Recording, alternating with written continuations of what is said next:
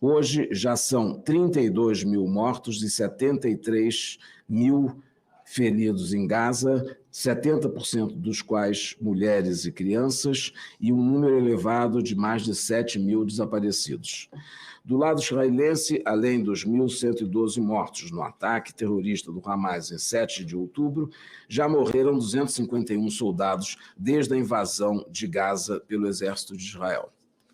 A questão que se impõe é quantas vidas mais serão perdidas até que todos atuem para impedir o morticínio em curso.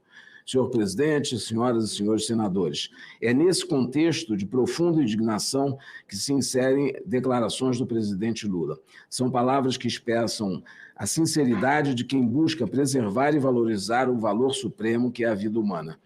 O próprio, e aqui me valho de exemplos de declarações de importantes personalidades políticas do mundo, como o próprio secretário de Estado norte-americano, que, quando perguntado sobre as declarações do presidente, afirmou compreender que foram motivadas pelo desejo de ver acabar o sofrimento das pessoas, com o que ele concordou.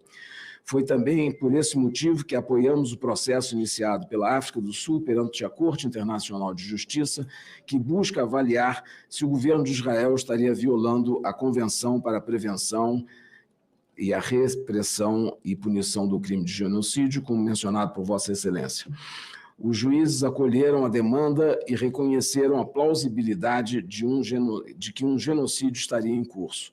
Por esse motivo, a Corte da Haia emitiu, no dia 26 de janeiro, medidas cautelares que demandam que Israel tome todas as medidas ao seu alcance para impedir a prática de todos os atos considerados como genocídio para evitar danos irreparáveis. Quero ressaltar que essas medidas cautelares são de implementação imediata e obrigatória. Porém, até o momento, não há registro de alterações da condução das operações militares levadas a cabo na faixa de Gaza. Pelo contrário, temos ouvido declarações cada vez mais recorrentes de altas autoridades do atual governo de Israel, que passaram a falar abertamente de ocupação de Gaza, deslocamento forçado de sua população e que jamais aceitarão a constituição de um Estado palestino. Senhor presidente, o senhor perguntou sobre o bloqueio da ajuda humanitária e se ela afronta a decisão da CJI. Desde o início do conflito, a comunidade internacional vem manifestando preocupação com o volume de assistência humanitária insuficiente que chega a Gaza em razão das restrições impostas pelo acesso à faixa de Gaza por Israel. A estimativa é de que mais de 15 mil toneladas de suprimentos de ajuda humanitária internacional ainda aguardariam a aprovação israelense para entrar em Gaza, e mais da metade da carga consistiria em alimentos. Sem sombra de dúvida, o bloqueio à ajuda humanitária, no contexto atual de fome e falta de insumos médicos em Gaza, consiste em uma violação do direito internacional.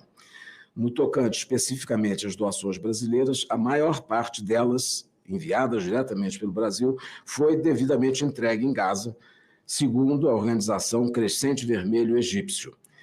30 dos 190 purificadores de água que enviamos, contudo, tiveram sua entrada impedida em Israel na passagem de Nitzana, onde ocorre a inspeção antes de serem enviadas para a passagem de Rafa. Até o momento não temos confirmação sobre os motivos alegados para a rejeição desses 30 últimos purificadores de água, mas há indicações informais de que decorreria do fato de que os purificadores de água sejam movidos à energia solar e contarem com kit voltaico.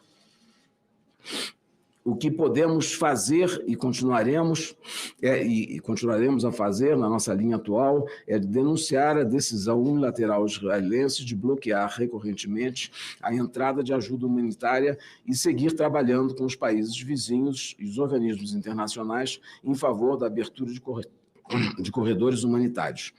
Anúncios oficiais também dão conta de está sendo preparada uma operação militar terrestre israelense na região de Rafa, para onde foram forçosamente deslocados grande parte dos habitantes do norte de Gaza e que agora não têm para onde fugir. É justamente isso que nos causa espanto e consternação, assim como a grande maioria da comunidade internacional. Trata-se de avaliação compartilhada por diversos veículos de imprensa internacional, pelo secretário-geral da ONU, Antônio Guterres, por diversos chefes de Estado, além de declaração recente do próprio Papa Francisco. Lamento que a chancelaria de Israel tenha se dirigido de forma desrespeitosa a um chefe de Estado de um país amigo, o presidente Lula. Por sinal, foi o primeiro chefe de Estado do Brasil a visitar Israel em março de 2010. Reputo igualmente lamentável, em visita oficial, e reputo igualmente lamentável o tratamento indecoroso e descabido dado ao embaixador do Brasil em Israel, Frederico Mayer, que atendeu de boa fé a uma convocação da chancelaria israelense. São páginas que desabonam a prática diplomática internacional. Determinei o pronto retorno do embaixador do Brasil em Tel Aviv para consultas em Brasília. O embaixador de Israel em Brasília e o governo do primeiro-ministro Netanyahu foram informados que o Brasil reagirá com diplomacia, sempre, mas com toda a firmeza a qualquer ataque que receber, agora e sempre. Estou seguro de que as relações do Brasil com Israel e nossa amizade com o povo israelense sobreviverão ao comportamento do atual governo de Israel.